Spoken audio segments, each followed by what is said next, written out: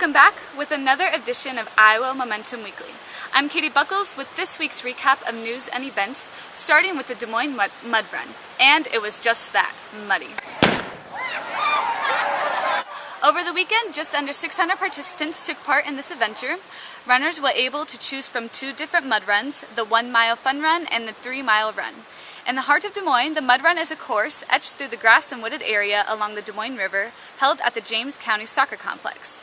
Traveling through obstacles and several mud pits, including the signature Mucky Mud Pit, everyone experienced a little mud in their shoes, on their legs, and some people ventured out to cover their whole body.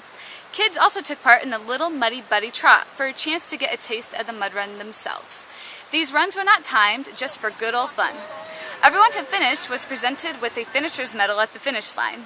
After the race, participants were encouraged to wash off at the water stations provided and then head on over to post-race refreshments for some watermelon. The Des Moines Mud Run was hosted by the Iowa Games and presented by the University of Iowa.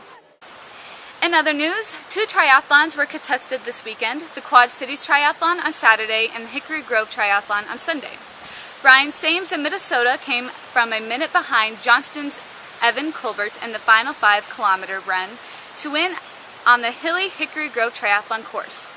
Sames ran a 17-minute, 30-second 5K split to close the gap on Colbert, beating him by just under 1 minute. Sames finished in 65 minutes, Colbert in 66. Finishing nearly 3.5 minutes later, Urbandale's Jim Mulligan was third, finishing in just over an hour 9. In the women's race, Elena Martins from Massachusetts also came from behind, passing Des Moines' Erin Flood in the final mile, finishing in just over 1:16. Flood, who had finished second the previous day at the Quad Cities Triathlon, settled for second after posting the fastest bike split of the day and finished in 1:17:40. Penora's Sandy Leiferman finished third, completing the course in an hour 20. In cycling news, Spencer Oswald of Dubuque sprinted ahead of Michael Sensenbaugh of Carroll to win the elite men's race at the Rose Festival Road Race on Saturday. Iowa City's Mateus Perret finished third on the hilltop finish. Vanessa Curtis of Iowa City outsprinted Urbandale's Dee Mabel to win the elite women's race. Judah Sensenbaugh, sister of men's second-place finisher Michael, finished third. In Clive, Evan Seltzer of Iowa City ran a 5:27 per mile average to win the Clive Running Festival 10K in 33:55.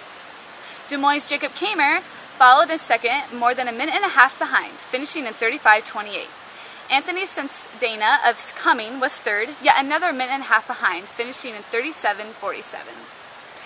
Jenny Schultz of Clive felt right at home on the Clive trails and ran a 39:15 10K, an average of 6:19 for the 40-year-old, and fast enough to win the women's overall in the 10K. Hillary Farver of Des Moines finished in 41 minutes flat, taking second in the women's race, and Tracy Daughtry of Ankeny took third in 43:45. This week, Des Moines is set to host the fastest athletes in the world at the USA Track and Field Outdoor National Championships at Drake Stadium. Expected to compete are more than 20 Olympic gold medalists and various world and American record holders, including Justin Gatlin, who recently beat fastest man in the world, Usain Bolt; Lolo Jones, a Des Moines Reservoir graduate and 2-time Olympian; Ashton Eaton, current world record holder in the decathlon; Arias Merritt, the world record holder in the men's 110 hurdles; and Jen Schurer, current world record holder in the women's pole vault. In an effort to fill the stands in hopes of attracting the 2020 Olympic trials, area leaders are hosting some special and events just for the fans. How big is your ring? A special contest for the area ring leader. Whoever brings the most people to the championships will win a trip for 2 to Las Vegas. Plus, half of the proceeds from the tickets purchased through the competition will be donated to each ring leader's charity of choice. On Saturday, June 22nd, there will be an athlete after party at the venue of Court Center from 8 p.m. to 2 a.m. This will be open to the public with free admission. Fans can meet and greet with the athletes. Sunday, June 23rd is Military Day, where any military personnel will receive complimentary admission by showing their military ID. And anyone in sections D through I, in line with the national TV camera crews from ESPN, Universal, and NBC Sports, will be eligible to win great prizes just for sitting in those sections. Iowa Momentum will be following the action with stories, photos, and athlete interviews throughout the week. Tune in to iowamomentum.com for coverage of what promises to be one of the greatest track meets the Midwest has ever seen. I'm Katie Buckles. Thank you for watching Iowa Momentum Weekly. I hope you have a great day.